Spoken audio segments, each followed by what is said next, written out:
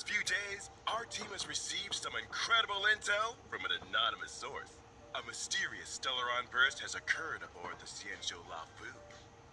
Today, we're lucky to have with us in the studio the Lafu Skyfaring Hell Master Madame Yukong, as well as Mr. La Cha, a traveling merchant currently staying on the ship.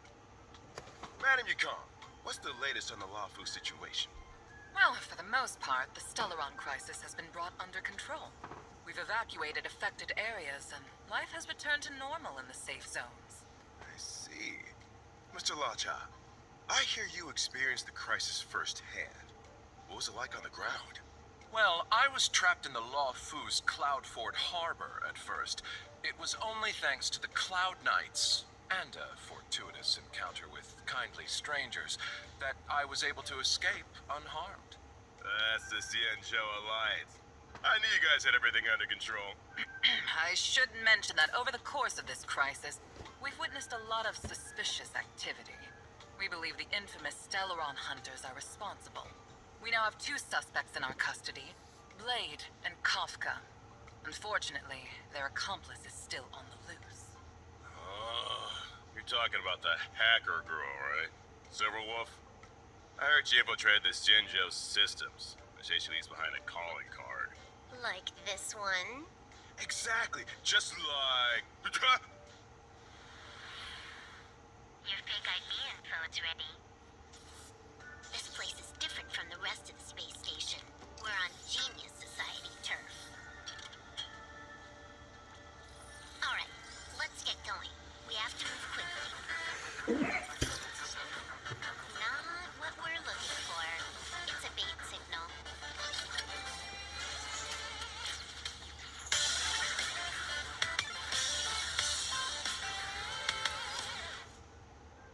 You can challenge the space station. But challenge me? Good luck. Welcome to Bellabog's History and Culture Museum. As you can see, the interior looks brand new. But we're in a bit of a bind. Our exhibit was stolen.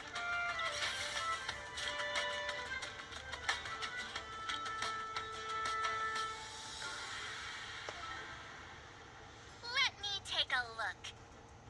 So these are the suspects.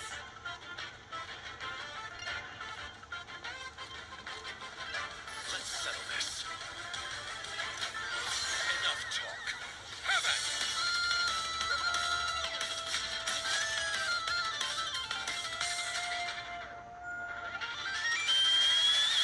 Never let your guard down in front of your enemy.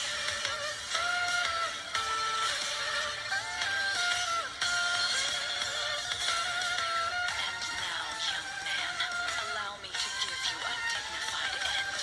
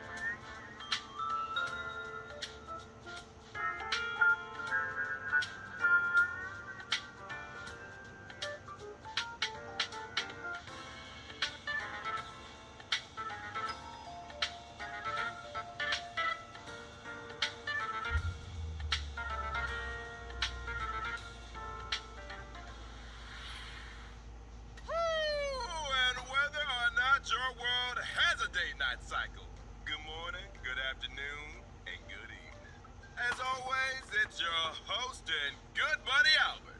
Welcome to the Honkai Star Rail version 1.1 Galactic Roaming Special Program. Oh, good to be here. Today, we've invited 3 special guests to be with us on the program. Introducing... Hi guys, my name's Melissa Fawn and I voice Silverwolf. Hey folks, folks. My name's Craig Lee Thomas, and I voice Law Cha. Hi everyone, I'm Dawn M. Bennett, and I voice Yukong. Pleasure to have you with us. And now, without further ado, let's get straight into Honkai Star Rail version 1.1. What's new, Craig? Well, judging from the trailer we just saw, it looks like all three areas got some updates. Herta Space Station, Bellabog, and the Xianzhou Lafu. I don't know if you noticed, but Silverwolf got the first bit of screen time. Just saying. Speaking of Silver Wolf, I hear our notorious Stellaron Hunter is planning another visit to Genius Society territory soon. Let's take a close look at this little troublemaker. Yeah.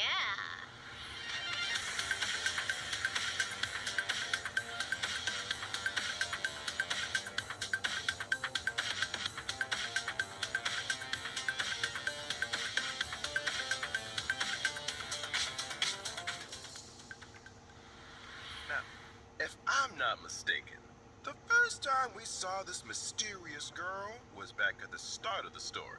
That's right. It's hard to keep an air of mystery when you're the first one on the scene, but... I think she couldn't have timed it better.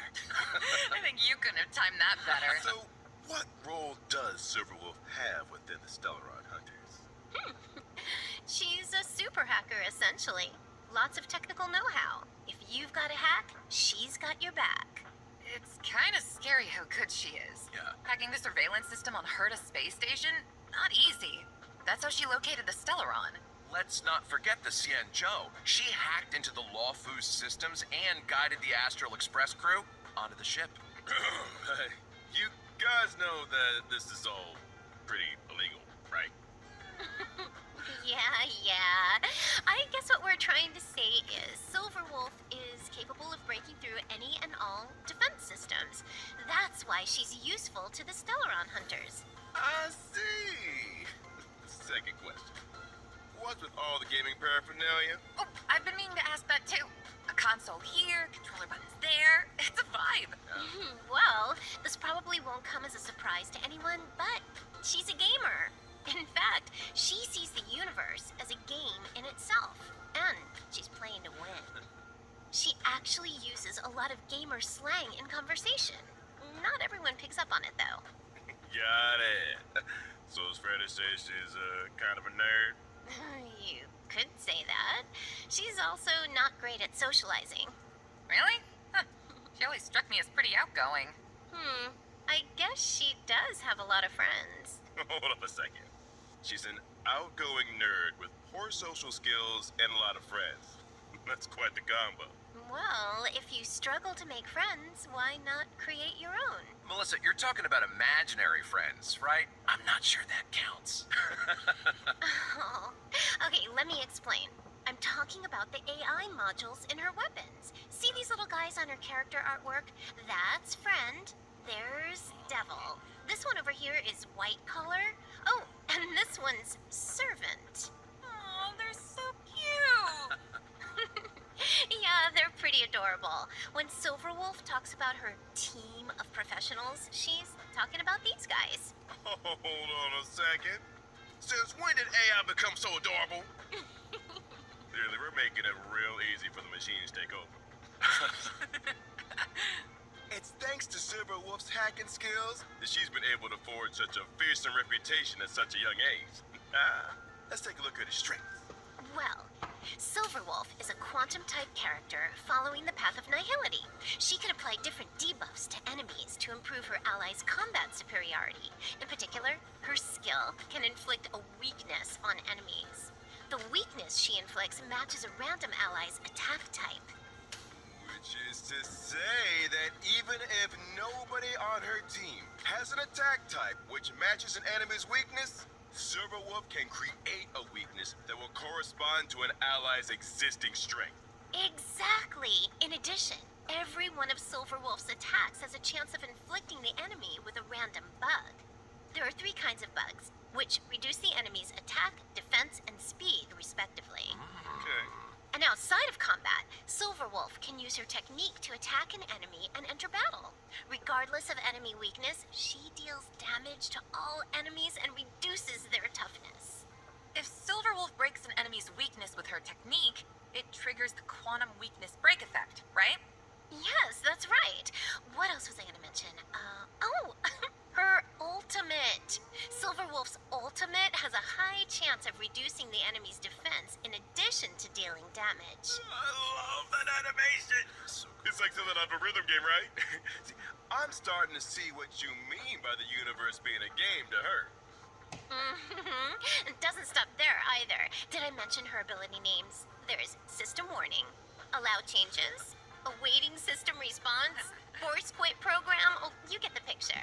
Yeah. Oh, was there one called a 10-set guarantee? Ooh, or how about Single War Miracle? Sadly not. Her ultimate's called User Banned, though. Oh, I know what that means. Banned out of existence. Yeah, I guess the scary ultimate needs a scary name. Well, it's time to move on to the Xianzhou's mysterious visitor. Laocha, the traveling merchant.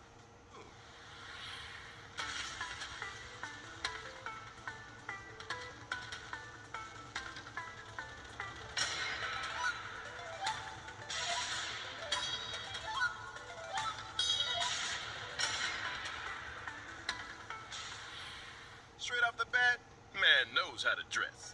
Elegant look, gentlemanly demeanor, but they say he's hiding a secret. What do you think? Good guy or villain? He seems very suspicious. What? Really? How so? Well, imagine some guy waltzes into your hometown dressed like an aristocrat from another planet, but he knows all the local customs. You'd be a little taken aback, right? Hey, I think you're being a little hard on the guy. Some tourists do their research. Uh-huh. Well, don't you think his healing abilities are a little mysterious? They came in pretty handy during the Stellaron crisis. Yeah, I mean, if I'm a traveler merchant, I'm gonna want some first aid skills under my belt. Exactly. It's a dangerous career. Career, huh? Are you sure that's how he makes a living? We haven't seen him trade a single thing. Well, I feel like this guy already made his fortune. Maybe traveling merchant is just what super rich tourists like to tell people. Jeez, you guys have an answer for everything. Is this the Laocha fan club or something? Yes, let's start one. Well, what about the coven he carries around with him? Nothing out of the ordinary there, right? Yeah, you got me there. Yeah, that's suspicious. I'm not so sure. Everyone needs a conversation starter, right? Especially traveling merchants. Think about it. If you walk past this guy, the coffin's gonna draw your attention, right? You'll probably ask him about it. Before you know it, he sold you a new set of shower curtain rings. You know something? That kind of makes sense. Pretty smart. I see. And if you find people are in need of a few shower curtain rings, I happen upon the finest collection of authentic Xianzhou bathroom wear. Beautiful stuff. Low prices, too. Touching the original question here. Is Laocha a good guy or villain? I don't think we have enough information. All right then.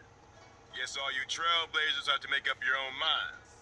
So, why don't we take a look at his ability? Ooh, now we're talking. Laocha is an imaginary type character following the path of abundance. For a man with medical knowledge, it's not surprising that he's strong on protection.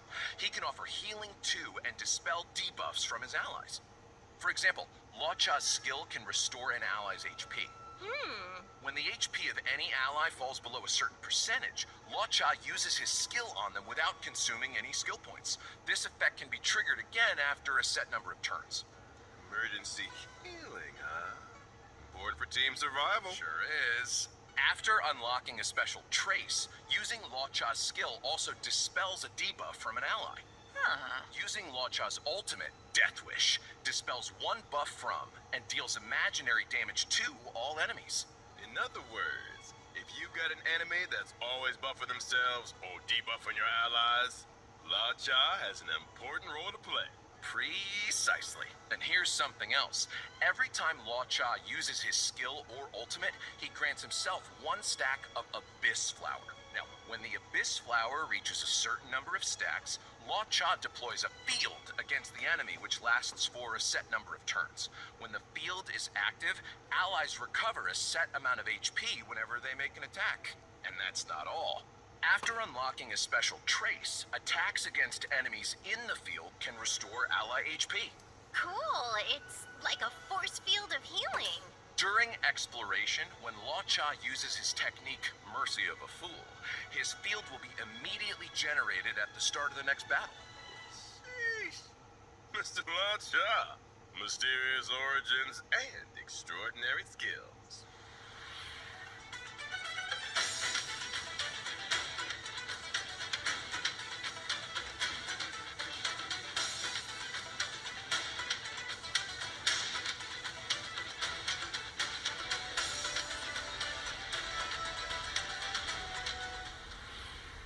There's somebody else here we gotta get to. I'm talking about the elegant, sky-faring Hellmaster, Madame Yukong. About time, too! Well, from commerce, cargo, passengers, all the way through to the Air Force, the Skyfaring Commission is in charge of all matters relating to flight. Yukong is the head of that commission, so the above falls right under her remit. Nice. Speaking of flight, it seems like star skiffs are the most emblematic means of transportation on the Xianzhou. Yeah, they're a common sight in the Xianzhou skies. Yukong can fly them, right? I'd say she's pretty handy with a star skiff. When she was young, it was Yukong's flying skills that saw her promoted by the general. That's how she joined the Skyfaring Commission. She soon became an ace among the other pilots. Huh? That's not the story I heard. All right, you got me. Here's the director's cut. Yukong ran 6 red lights in a row.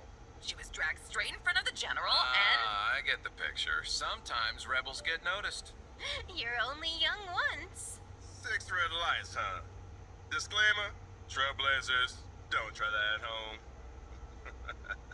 Well, her rebellious streak might be a thing of the past, but she's still as sharp as ever. Tom, give us the lowdown.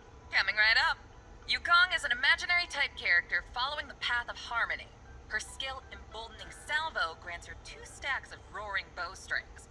When roaring bowstrings is active, the attack of all allies increases. Yukong loses 1 stack of roaring bowstrings with every allied turn. In other words, Yukong's skill can increase allies' attack for 2 turns. You got it. During exploration, using Yukong's technique increases her movement speed for a set time. It also allows her to obtain 2 stacks of roaring bowstrings at the start of the next battle. Ooh, sounds like a good recipe for shaking off enemy pursuers. Using Yukong's basic attack triggers her talent 7 layers, 1 arrow, which deals additional damage and increases the toughness reducing damage of the current attack. This effect can be triggered again after a set number of turns. When Yukong unleashes her ultimate, Diving Kestrel, she deals imaginary damage to a single target. If Roaring Bowstrings is active, its effect is enhanced, increasing the crit rate and crit damage of all allies. Her days on the front lines may be over, but Yukong's skills didn't go anywhere. Maybe one day, we'll get to see her take flight once again.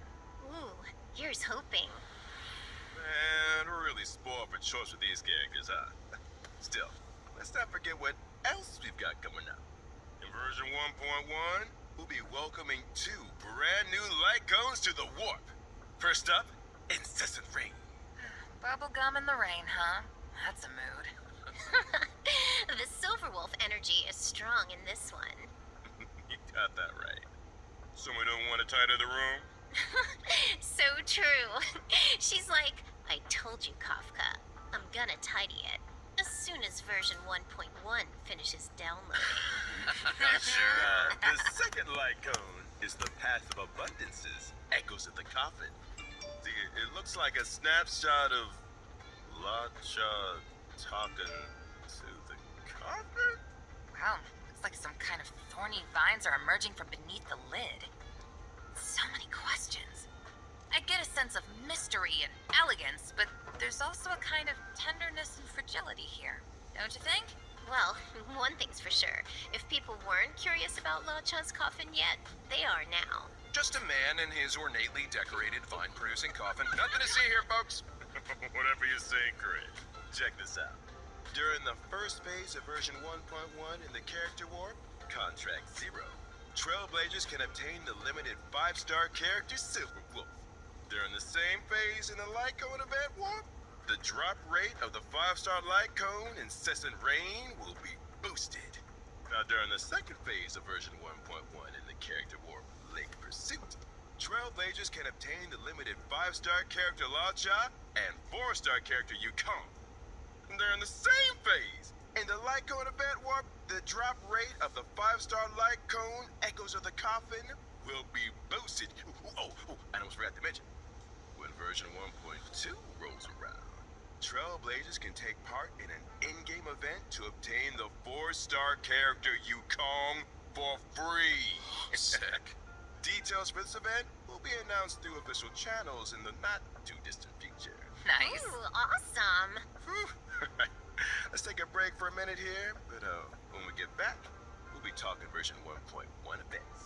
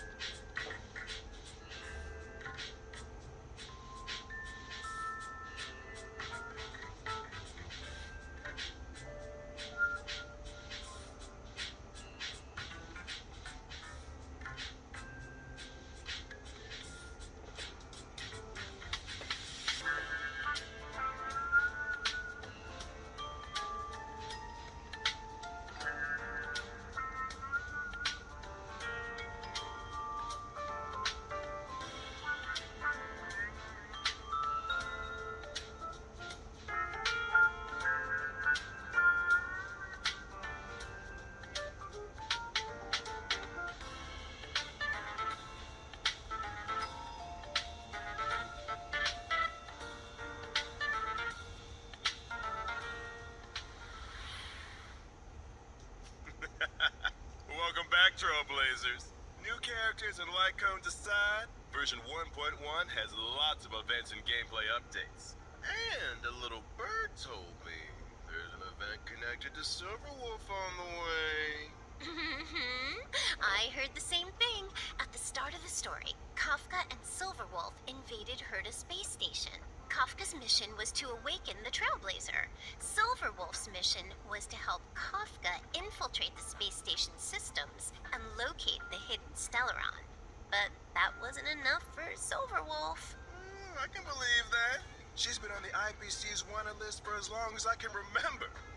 During the invasion, she left behind some kind of digital graffiti. Just her way of letting everyone know Silverwolf was here. Way to rub it in their faces, Silverwolf. Still, artists need an outlet. This all sounds like classic Silverwolf energy to me. Oh, I forgot to tell you guys the name of her homeworld. Punk Lord. Kind of fitting, don't you think? Seriously? No way. Afraid so. I think she was destined for this kind of behavior. Anyway, in the Star Hunt game event, the Trailblazers receive an invite from the space station's network security engineer, Leonard. They have to help Leonard locate the digital graffiti hidden across the station and uncover the secrets inside. Wait, there are secrets hidden inside the graffiti? But if it's all digital... Oh, I bet you need to hack into it or something. You might be right. We also get to meet a new Genius Society member, one of Madame Herta's collaborators, Screwlum. He'll be helping the Trailblazers too. Boy, haven't we seen Scroom before somewhere? I think we saw a hologram portrait of him in Herta's office. He's a robot, right? A robot Genius Society member. Interesting. I bet he's got a few hacker skills up his sleeve. If he's helping us out too, I'm sure we'll be fine. You know what I found out? Silverwolf and Screwlum actually faced off against each other once. You can see a snapshot of their fight in the We Will Meet Again light cone. Whoa. Okay, Screwlum, looking kind of handsome there. Geez, his portrait really doesn't do him justice. You know, if you and the light cone need a moment here, the rest of us can head out. Love a handsome robot. I guess this event will be the second time Screwlum's come up against Silverwolf's mischief, then. Old enemies locking horns once again. Guess it does kind of feel like a rematch. I gotta mention that graffiti again. Anyone else feel like it'd make for a good tattoo? I feel like some of these characters could pull it off. I don't think that feature is coming to Star Rail anytime soon. Oh, what? But I did hear that the designs are collectible. The Trailblazer can apply them to in-game surfaces and take photos with the artwork. So Nice. Collecting the graffiti designs also allows you to unlock the limited 4-star light cone before the tutorial mission starts. Complete the event mission to obtain Always Smiling, which can be exchanged in the event shop for limited light cone special superimposition material, as well as stellar jade. Hey, that's another good-looking light cone. Not to change the subject or anything, but I gotta ask, is that Albert merch I'm seeing over there? It looks so fluffy! I want one! Well, to mention it, why don't I introduce you to the IPC's merchandise department? If you guys had your own merch, they'd be sold out in no time. Or maybe let's just get back to version 1.1 for now. In the story thus far, Belobog has finally emerged from the Stellaron shadow. But there's a lot left to do. The city is going through changes. Any of you guys want to shed some light? I heard a thing or two. Now that the underworld and overworld are reconnected, things are definitely heading in a better direction. One recent development, Belobog's History Museum is getting ready to reopen to the public. Museum? I love museums. Aw, don't you wish you could take the exhibits home with you, though? The only problem is, exhibits are being stolen. Anything you'd like to tell us, Melissa? Oh, wait a minute. I only just found out they had a museum. How could it have been me? I didn't say it was you. Oh. Prime suspect. Anyway, in the Everwinter City Museum Ledger of Curiosities event, the Trailblazer must help Payla track down clues and recover the lost exhibits. Nice! Well, I love a good whodunit. Sounds great. Well, that's not all. The Trailblazer can take on managerial responsibilities and help run the place. Huh. So what does that involve exactly? I'm glad you asked. The Trailblazer can do things like collect exhibits and enlist other individuals to improve the overall experience for visitors. After achieving specific operational goals, they can accumulate funds to expand the museum's exhibits and gradually unlock limited time rewards, such as stellar jade, lost crystals, and self-modeling resin. Sounds like fun. I'm sure it'll be a piece of cake. When the limited time event is over, the museum will remain as a mode within the game. Trailblazers can return to the museum at any time to check out the collection and catch up with colleagues. Of course, if you encounter any issues during the running of the museum, please don't hesitate to get in touch with the IPC. Wait, we don't have the service.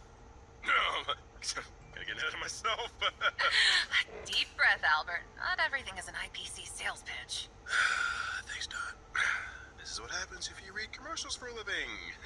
No worries. Kinda did sound like a useful service. Maybe the IPC should look into it. I'm sure our Trailblazers are more interested in the content of the new version. Let's get back on track. Alright. A researcher from the space station found a combat simulation program of unknown origin called Stellar Flare, which contains a series of new challenge stages. Huh? More challenges? Every stage in Stellar Flare has a challenge theme and corresponding special mechanism. Trailblazers will have to think outside the box and use any advantages offered by the mechanisms to complete the stage in as few turns as possible. Sounds like the Forgotten Hall to me. The difference with Stellar Flare is that the special mechanisms might require completely new ways of thinking about combat.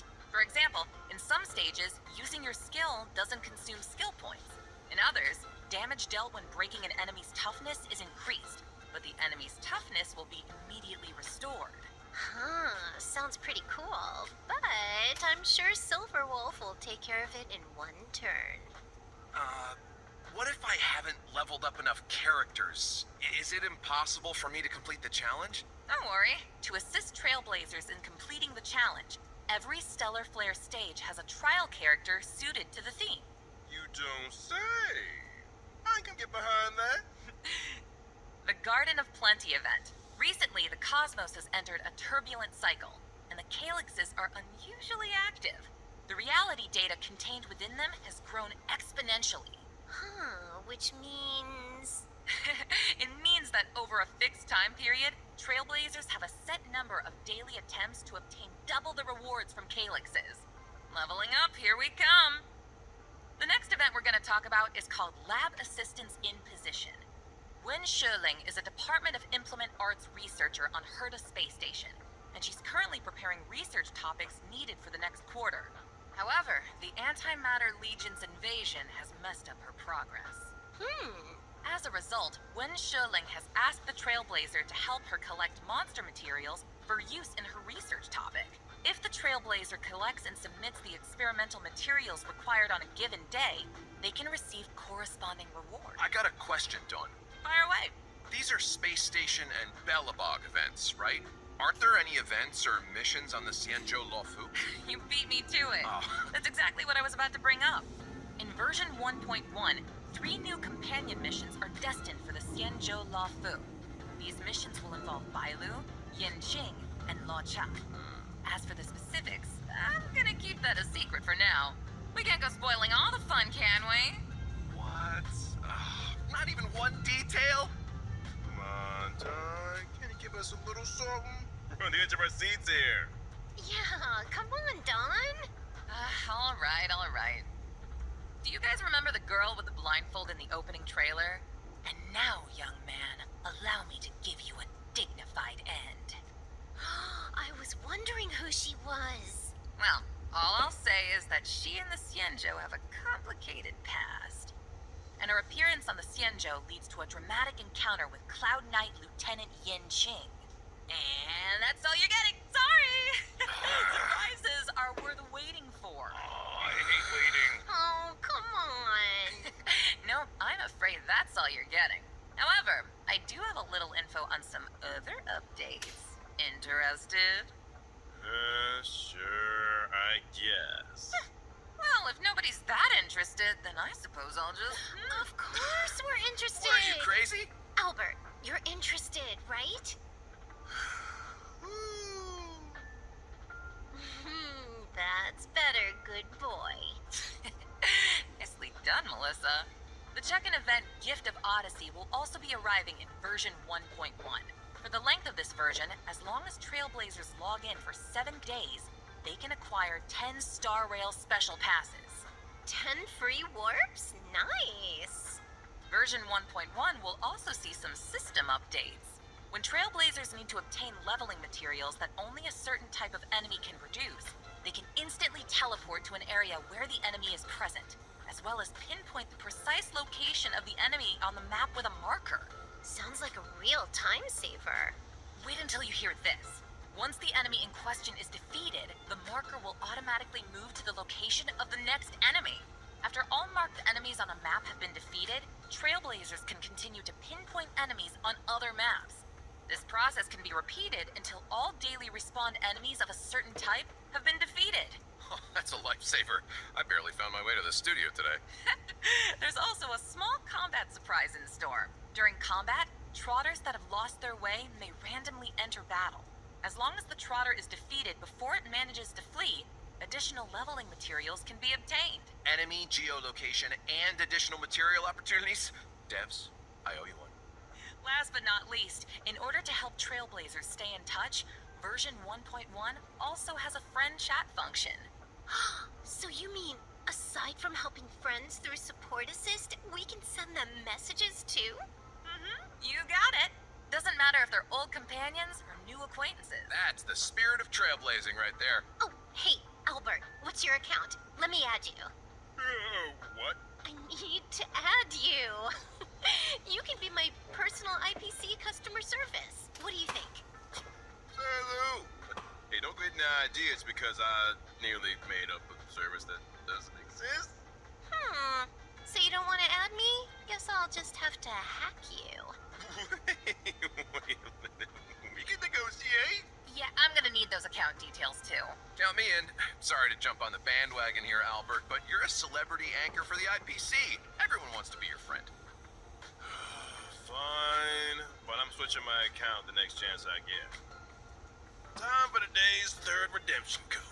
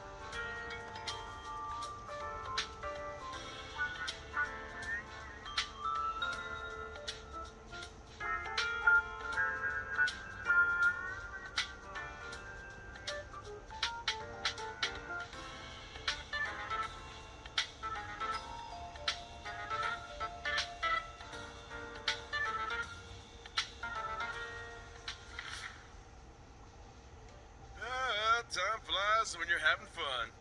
Looks like our special program has come to an end. Oh, darn.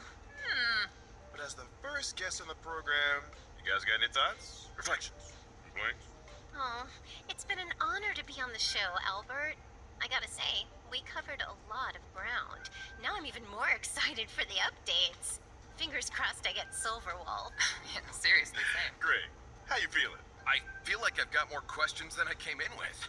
What new directions will Lotcha take the story in? Who's stealing exhibits from the museum? And what about those companion missions? Guess we'll have to find out the answers in game. Yeah. For real. As for me, well, I'm pleasantly surprised. I'd seen a lot of Yukong up to now, but this was the first time I got to understand her moves and role on the battlefield. She's so cool. I kinda wanna be her. Then again, I guess I kinda am her. I had to double check that for a second, huh? Well, that's it for the Honkai Star Rail version 1.1 special program. I want to thank all you trailblazers today for tuning in, and hey, see you on the flip side. See you in the game! Bye. See you when I see ya. Later, guys. Bye! You didn't think it was over, did you?